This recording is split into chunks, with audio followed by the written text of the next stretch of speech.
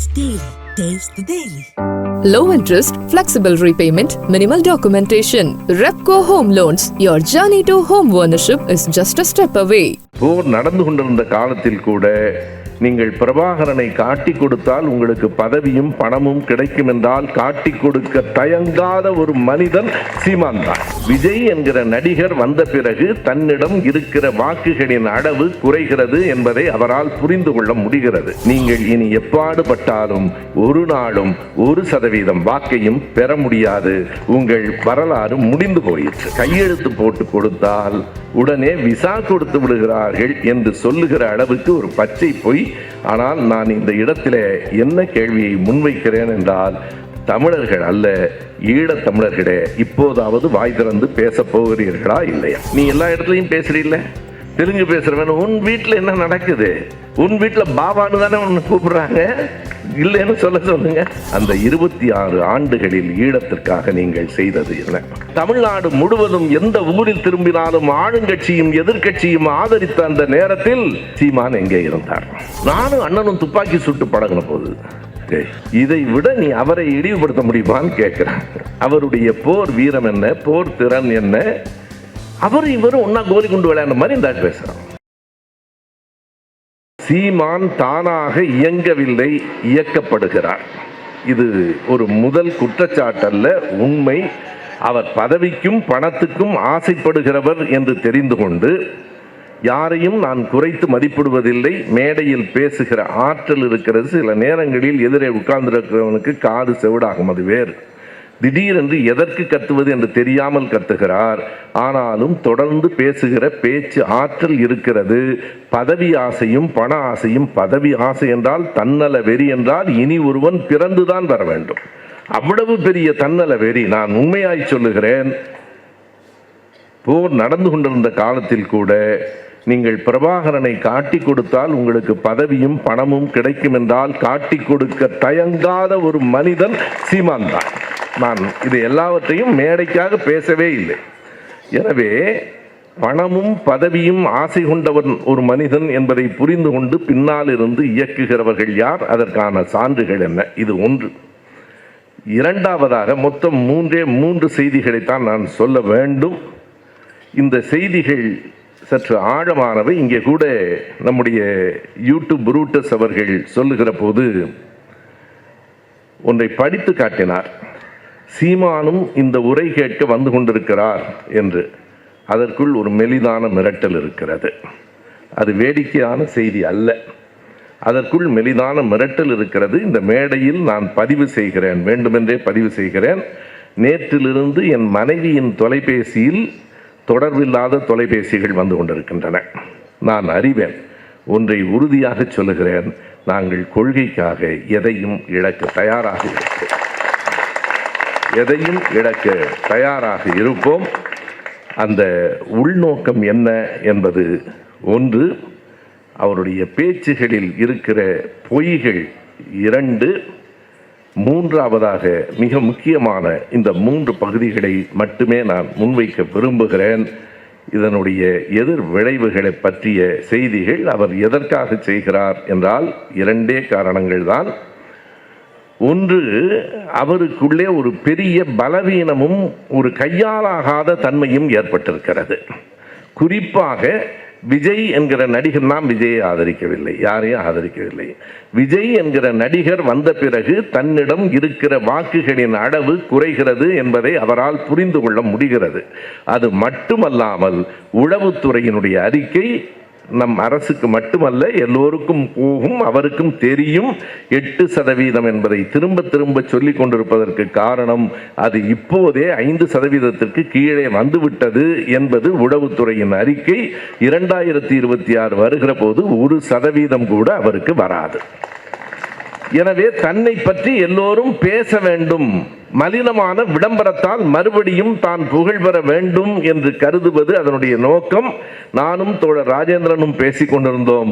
தெளிவாக ஒன்றை சொல்லுகிறேன், நண்பர் சீமானவர்களே, நீங்கள் இனி எப்பாடுபட்டாலும் ஒரு நாளும் 1% வாக்கையும் பெற முடியாது. உங்கள் வரலாறு முடிந்து போயிற்று. ஏறத்தாழ கலகலத்து போன கட்டத்திலே தான் இன்றைக்கு அவர் அப்படி தன்னை வளர்த்துக் கொள்வதற்காக பேசுகிறார். முழுக்க முழுக்க அவரை பின்னால் இருந்து இயக்குகிறார்கள். எங்கே நடந்தது? நான் மூன்றாவதாக நேற்றைக்கு நடந்த புத்தக கண்காட்சி பற்றி பேச வேண்டும்.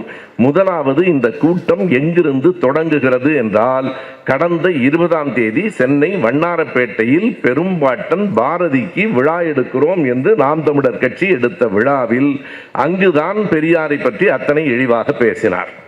இப்போது ஒரு கேள்வி எடுக்கிறது. அவர்களே பேசுகிறார்கள், தொடர்ந்து எழுதி கொண்டிருக்கிறார்கள். நம் கூட்டத்தை பற்றி நம் தோழர்கள் எழுதுவதை விட இந்த கூட்டத்தை பற்றி தொடர்ந்து வாட்ஸ்அப்பில் எழுதி கொண்டிருக்கிறார்கள். அதிலே நாம் என்ன கேள்வியை கேட்கிறார்கள் என்றால், 20ஆம் தேதி பேசியதற்கு எதற்காக நீங்கள் 15 நாள் கடந்து கூட்டம் போடுகிறீர்கள்? காரணத்தோடு தான். ஏனென்றால் 20ஆம் தேதி நீங்கள் ஏன் கூட்டம் போட்டீர்கள் என்பதை நான் சொல்ல வேண்டும். எப்போதும் நாம் தமிழர் ஒரு செய்தியை சொல்லுவார்கள், நீங்கள் நினைத்து பார்க்கலாம். நினைவு நாளைத்தான் நாங்கள் போற்றுவோமே தவிர பிறந்த நாளை கொண்டாட மாட்டோம். உண்மையா இல்லையா? ஏனென்றால் நினைவை போற்றுவோம் என்றுதான் சுவரொட்டி அடிப்பார்கள். கடந்த டிசம்பர் 11 பாரதியின் நினைவு நாள் இல்லை, பிறந்த நாள். நினைவு நாளை மட்டுமே போற்றுவோம் என்று சொல்லுகிற அவர்கள் பிறந்த நாளை கொண்டாடினார்கள். அதுவும் பாரதி பிறந்தது டிசம்பர் 11, அவர்கள் விழா நடத்தியது 20. ஏன் அந்த இடைவெளி என்றால், அது பாரதிக்காக எடுக்கப்பட்ட விழா இல்லை. டிசம்பர் 17ஆம் தேதி தான் அமித்ஷா அம்பேத்கரை பற்றி தவறாக பேசினார். அமித்ஷா அம்பேத்கரை பற்றி தவறாக பேசிய பிறகு அதற்கான எதிர்வினைகள் எழுந்தன. குறிப்பாக தமிழ்நாடு முதலமைச்சர் அதனை கண்டித்தார். இப்போது அவர்களுக்கு ஒரு நோக்கம் இருக்கிறது. பேச்சு முழுவதும் அம்பேத்கரை பற்றி போய்விடாமல் பெரியாரை பற்றி கேவலமாக பேசினால் அதற்கு விடை சொல்வார்கள் என்று அவர்கள் நம்பினார்கள். இதை சீமான் தன் பேச்சிலேயே சொல்லுகிறார். சண்டாளன் பேச்சுக்கு ஏற்படாத பரபரப்பு இப்போது அவர்களுக்கு வந்திருக்கும், நாளையிலிருந்து பேசுவார்கள் என்கிறார். அவர்களை ஏமாற்ற வேண்டும் என்பதற்காகவே அடுத்த நாள் நான் பேசவில்லை. 15 நாள் இடைவெளி விட்டு இந்த கூட்டத்தை கூட்டியிருக்கிறோம். அதுதான் அடிப்படை. உன் கூட்டத்திற்கும் ஒரு நோக்கம் உண்டு, எங்கள் கூட்டத்திற்கும் ஒரு நோக்கம் உண்டு. அம்பேத்கரை பற்றியே இழிவுபடுத்திய அமித்ஷாவை பேசி முடித்து பிறகு சீமானை பேசிக்கொள்ளலாம். உலக தலைவர்களை பற்றியெல்லாம் பேசியிருக்கிற நீங்கள் இந்த உதவாத மனிதனை பற்றி பேச வேண்டுமா என்று நண்பர்கள் கேட்கிறார்கள். நாம் பெரியவர்கள் இல்லை, எதை செய்ய வேண்டுமோ அதை செய்ய வேண்டும், அவ்வளவுதான். யார் பெரியவன் என்கிற கணக்கு எப்போதும் நம்மிடத்திலே இல்லை. பெரும்பாட்டன் பாரதியை எப்போது இவர்களுக்கு நினைவுக்கு வந்தது? நாம் தமிழர் கட்சியின் சார்பில் ஒரு மலர் வெளியிட்டிருக்கிறார்கள். தோழர் வெற்றி செல்வன் என்னை மன்னிக்க வேண்டும், என் நேரிலேயே கொண்டு வந்து அந்த மலரை கொடுத்தார். எனக்கு ஐயாவை போலவோ ஆசிரியர் போலவோ அல்லது நம்முடைய இந்திரகுமார் தேரடியை போலவோ அந்த ஆதாரங்களை கொண்டு வருகிற பழக்கம் இல்லாததால் மறந்து விட்டேன். ஆனால் அந்த புத்தகம் என்ன இருக்கிறது என்று சொல்லுகிறேன். அந்த நாம் தமிழர் கட்சியின் இன எழுச்சி மாநாட்டில் வெளியிடப்பட்ட அதிகாரப்பூர்வமான மலர், பெரிய மலர். அதன் பின்பக்கத்தில் அஞ்சல் தலை அளவில் 64 படங்கள் இருக்கின்றன. முதல் வரிசையில் 8, மொத்தம் 8 வரிசை, 64 படங்கள் இருக்கின்றன. ஒரு செய்தி தெரியுமா தோழர்களே? மறுபடியும் சொல்லுகிறேன், நாம் தமிழர் கட்சி வெளியிட்ட அந்த மலர் அதிகாரப்பூர்வ மலர். பின்னட்டையில் 64 படங்கள். அதில் இருக்கிற முதல் படம் ஐயா பெரியார். எனவே அவர்கள் இப்போது வந்த மாற்றம் ஏன் என்பதற்காக சொல்லுகிறேன். அடுத்த படம் புரட்சி கவிஞர் பாரதிதாசன். மூன்றாவது படம் அயோத்திதாசர். மாப்போசி இருக்கிறார், முத்துராமலிங்க தேவர் இருக்கிறார், சீபா ஆதித்தனார் இருக்கிறார், புலிகள் படங்கள் சில இருக்கின்றன. மொத்தம் 64 படங்களில் யாருடைய படம் இல்லவே இல்லை தெரியுமா? அவர்களின் பெரும்பாட்டன் படம் இல்லை. 64 படங்களில் ஒரு படமாக கூட பாரதியாரின் படம் இல்லை. இப்போது பாரதியார் தான் தமிழ் தேசியத்துக்கு, நீ பாரதியாருக்கு தானே விழா எடுத்தீர்கள், பாரதியாரை பற்றி தானே பேச வேண்டும். பாரதியாரை தொட்டுக்கொண்டு பெரியாரை இழிவுபடுத்தியதுதான் அந்த கூட்டத்தினுடைய நோக்கம். நான் கேட்கிறேன், பாரதியார் எப்படி தமிழ் தேசியத்துக்கு முன்னோடி ஆவார்? பாரதியின் கவிதைகளை நான் குறைத்து மதிப்பிடவில்லை. பாரதியின் மீது 1000 கருத்து வேறுபாடுகள் இருந்தாலும் அந்த கவிதையின் ஓட்டத்தில் அதில் இருக்கிற கற்பனை நயத்தில் நான் ஒரு நாளும் குறுக்கிடவில்லை. ஆனால் பாரதி எப்படி உங்களுக்கான தேசிய கவிஞன், தமிழ் தேசிய கவிஞர் ஆவார்? நான் 2 எடுத்துக்காட்டுகளை மட்டும் சொல்லுகிறேன். பாரதி அவர்கள் விளங்காமல் அல்லது படிக்காமல் சொல்லுகிறார்கள். தொன்று நிகழ்ந்ததனைத்தும் உணர்ந்திடு சூழ்களை வாணர்களும் இவள் என்று பிறந்தவள் என்றுணராத இயல்பினாளாம் எங்கள் தாய் என்று பாரதி தமிழ் தாயை பாடவே இல்லை. அந்த பாட்டுக்கு தலைப்பே பாரத தாய். பாரத தாய் தொன்று நிகழ்ந்தது அனைத்தும் உணர்ந்திடு சூழ்களை வாணர்களால் கூட கண்டுபிடிக்க முடியாமல் என்று பிறந்தவள் என்று அறிய முடியாத ஒரு நீண்ட வரலாறு உடையவள் பாரத தாய் என்பது தமிழ் தேசியத்திற்கு உடன்பாடா? சொல்லுங்கள். தமிழ் தேசியம் அதை ஏற்கிறதா? இந்தியா என்பது, பாரதம் விடுங்கள், இந்தியா என்பது நீண்ட நெடுங்காலமாக இருக்கிற ஒரு நாடு என்பதை ஒப்புக்கொண்டால் உங்கள் தமிழ் தேசியத்தின் அடிப்படையே தகர்ந்து போகிறது. அதைத்தான் பாரதி சொன்னார். இரண்டாவதாக பாரதி சொன்ன மிக முக்கியமான இன்னொரு செய்தி என்ன என்று கேட்டால், தமிழை பாடினார் என்றால் மொத்தம் 6 பாடல்கள் தான். நீங்கள் பாரதியினுடைய மொத்த கவிதைகளை எடுத்து பாருங்கள். பாரதியார் தமிழை பற்றி பாராட்டி பாடிய பாடல்கள் வெறும் 6 பாடல்கள் தான். ஆனால் விநாயகர் 4 மணி மாலையிலே தொடங்கி அல்லாஹ் வரைக்கும் 23 பாடல்கள் பக்தி பாடல்கள். அவற்றுள் 21 இந்து மதம் சார்ந்தது. 2 பாடல் தான், ஒன்று இயேசு ஒன்று அல்லாஹ். மற்ற 21 பாடல்கள் இந்து மதம் சார்ந்தது. அதை தாண்டி பாரதி பாடியிருக்கிற அத்தனை பாடல்களையும் தாண்டி நீங்கள் உரைநடைக்குள் போனால் அந்த கவிதைகளிலேயே ஒன்றை நான் சொல்ல வேண்டும். அந்த பக்தி பாடல்களை ஏன் நான் குறிப்பிட்டேன் என்றால், நவராத்திரி என்று 2 பாடல்கள் இருக்கின்றன. நவராத்திரி 1, நவராத்திரி 2. நவராத்திரி 1 என்பது உஜ்ஜயினி நித்திய கல்யாணி என்று தொடங்கும். மொத்தம் 8 வரி. 8 வரியில் 4 தமிழ் சொற்கள். தமிழ் சொற்களே இல்லாமல் சமஸ்கிருதத்தில் பாடியவர் பாரதி. நீங்கள் எடுத்து பார்க்கலாம், யார் வேண்டுமானாலும், நம் தோழர்கள் கூட நீங்கள் பார்க்க வேண்டும். நவராத்திரி 1 முழுக்க சமஸ்கிருத சொற்களால் பாடிய பாரதி தமிழ் தேசியத்துக்கான முன்னோடி என்று சீமான் சொல்லுகிறாரா? அல்லது அவருடைய குருநாதர், நண்பர்கள் சரியாக பெயர் வைத்தார்கள், சாவர்கர் மணியரசன். நாம் இனிமேல் அப்படித்தான் எழுத வேண்டும். சாவர்கர் மணியரசன் அதை ஏற்றுக்கொள்ளுகிறாரா? இது ஒன்று.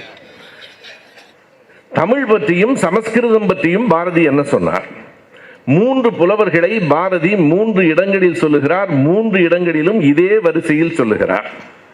வள்ளுவனை, கம்பனை, இளங்கோவை என்றுதான் நமக்கு சொல்ல வரும். ஆனால் பாரதி எல்லா இடத்திலும் கம்பனை தான் முன்னிறுத்துவான். கம்பனை போல், வள்ளுவன் போல், இளங்கோவை போல். காலத்தால் கம்பன் மிகவும் பிற்பட்டவர், 3வது இடத்துக்கு தான் வரணும். ஆனால் கம்பனை முதல் இடத்தில் நிறுத்துகிற பாரதியார் இன்னொரு இடத்தில் என்ன சொல்லுகிறார் என்றால், கம்பன் என்றொரு மானுடன் பிறந்ததும், காளிதாசன் கவிதை புனைந்ததும், சேரனின் தம்பி சிலம்பை இசைத்ததும், தெய்வ புலவர் தெய்வ வள்ளுவர் திருக்குறள் தந்ததும். அந்த ஒரு இடத்துல தெய்வ வள்ளுவர் என்று குறிப்பதும், இந்த இடத்தில் காளிதாசன் ஏன் வந்தார் என்பது இன்னொரு செய்தி. எதற்கென்றால் மிக தெளிவாக பாரதியார் எழுதுகிறார், தமிழ்நாட்டில் தமிழ் சிறக்கட்டும், பாரதம் முழுவதும் சமஸ்கிருத ஆட்சி நிலவட்டும். உரைநடையில் இருக்கு. யார் தமிழ் தேசியத்துக்கு தலைவர்? பாரதம் முழுவதும் சமஸ்கிருதம் ஆட்சி நிலவட்டும் என்று எழுதிய பாரதியார் அடுத்த வரியில் எழுதுகிறார், சமஸ்கிருதத்தை தெய்வ பாஷை என்றால் சிலர் கோபித்துக் கொள்ளுகிறார்கள். இது விளையாட்டுக்கு சொல்வதன்று.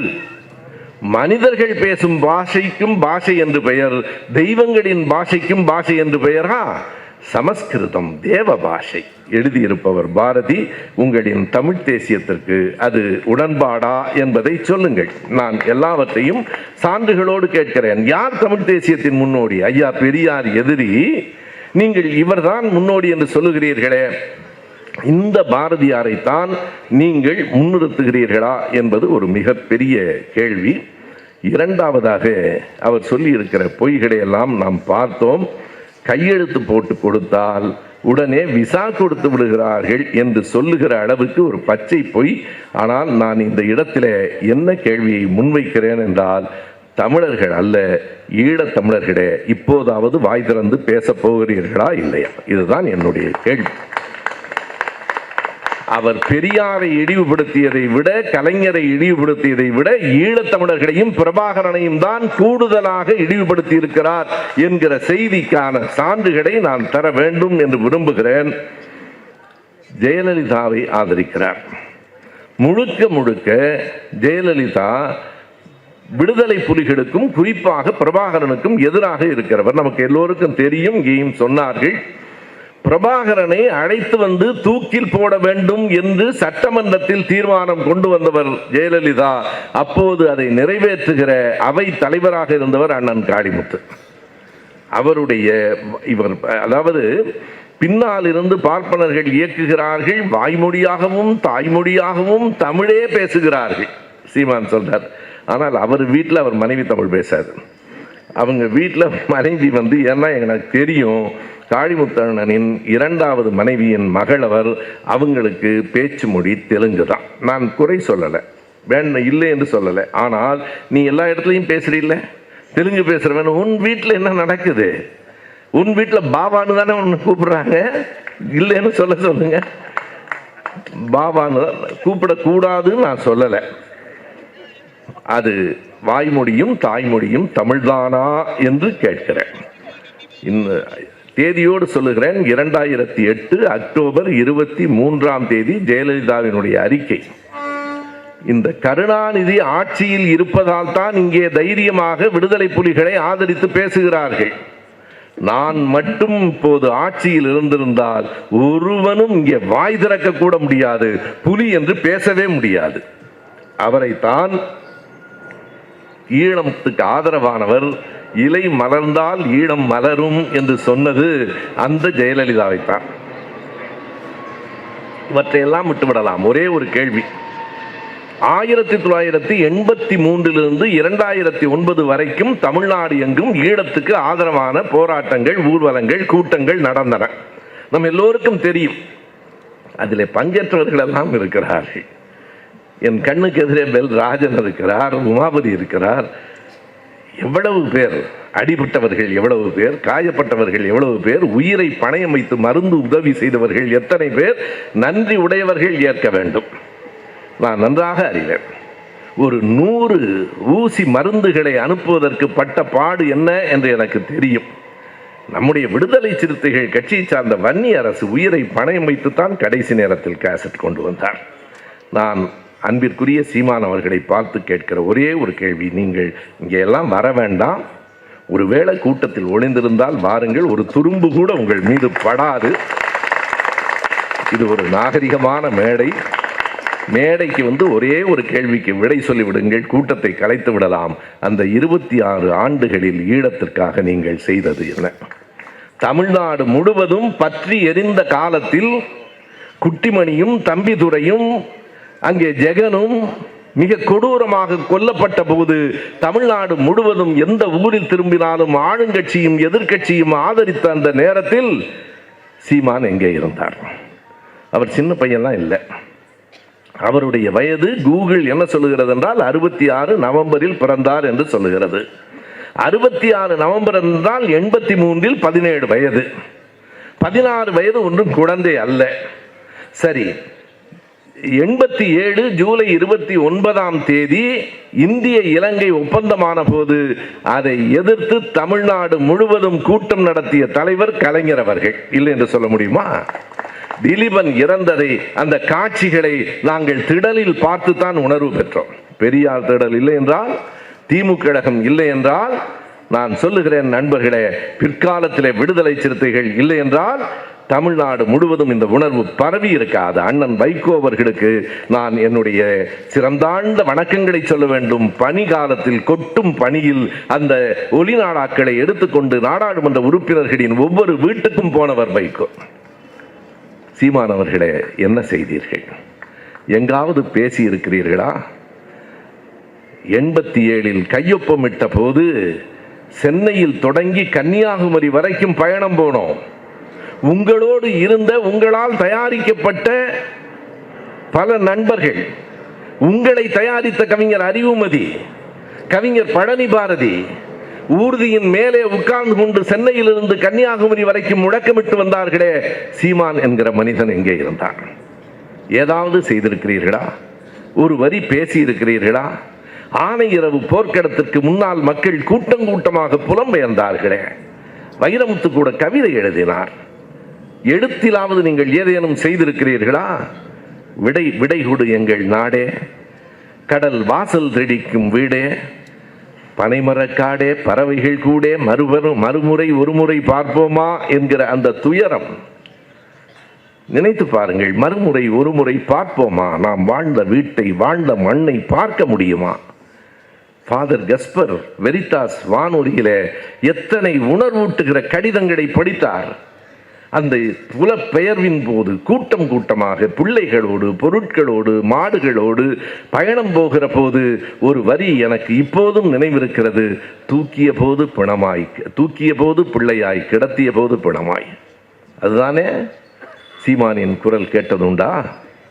94வது ஆண்டு அமைதிப்படையினுடைய உதவி இயக்குனராக நான் அறிமுகமானேன்.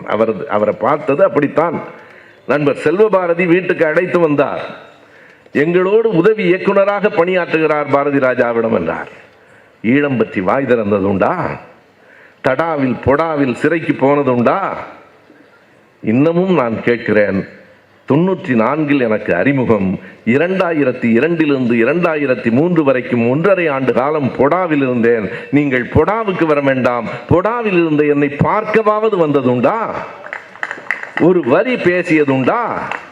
மனசாட்சி இருந்தால் சொல்லுங்கள்.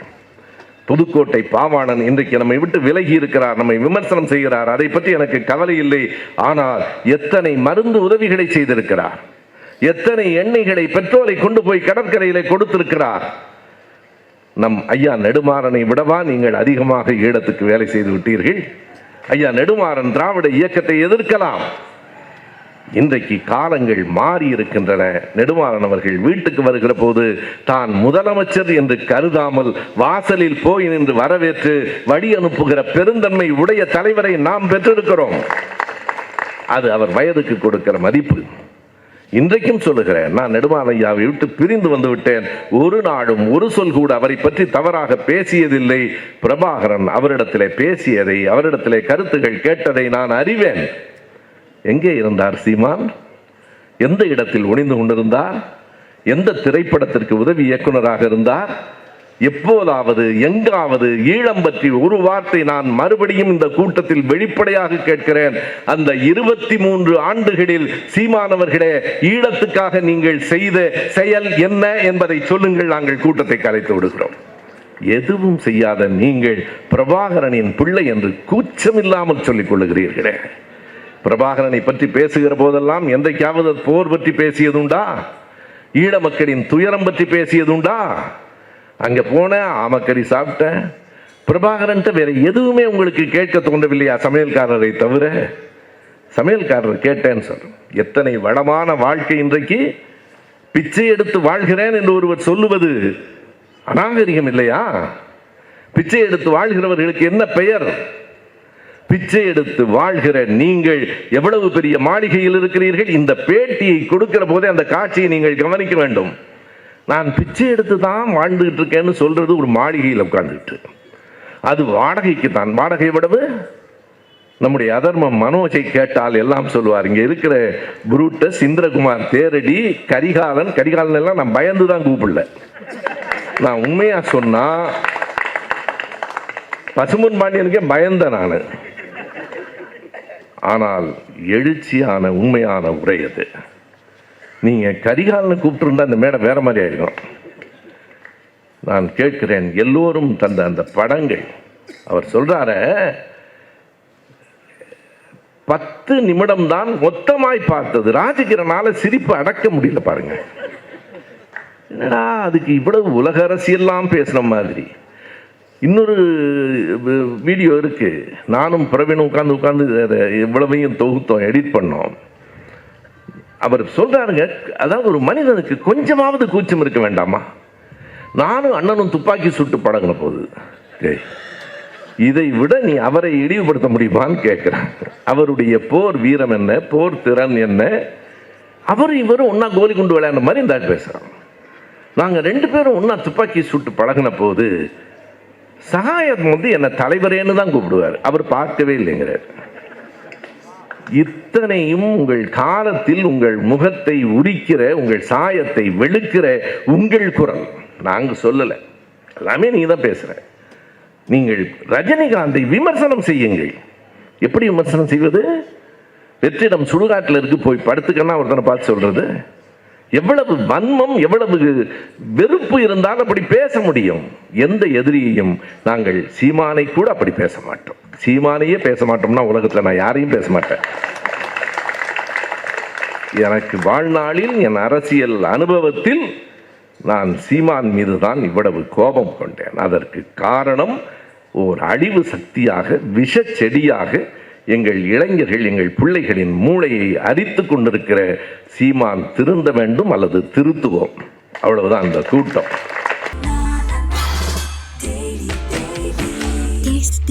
Taste the Daily. Low interest, flexible repayment, minimal documentation. Repco Home Loans. Your journey to home ownership is just a step away.